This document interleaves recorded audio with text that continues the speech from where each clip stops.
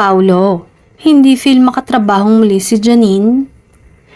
Kung paniniwalaan ang source ng talent manager vlogger na si Ogie Diaz, ay ayaw na munang makatrabaho ni Paulo si Janine Gutierrez. Sa latest episode ng Showbiz Update, sinabi ni Ogie na tila hindi maganda ang hiwalayan ng dalawa.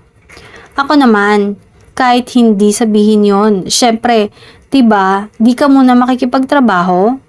Parang wala pang maayos na closure, anya. Samantala, napapansin naman ni Ogie na tila mas naging open na si Paulo sa kanyang love life nang maling kay Kim Chu. Pansinin mo, yung love life ni Paulo noong bago dumating si Kim Chu, hindi pinag-usapan ni Paulo yon. Laging nananatiling pribado ang kanyang love life, punto ng talent manager. Pero ito, tingnan mo kay Kim Chu, parang game na game siyang makipagharutan. Game na game siyang makipag-joke. Parang nag-iba na yung landscape ni Paulo. Dagdag pa ni Ogie.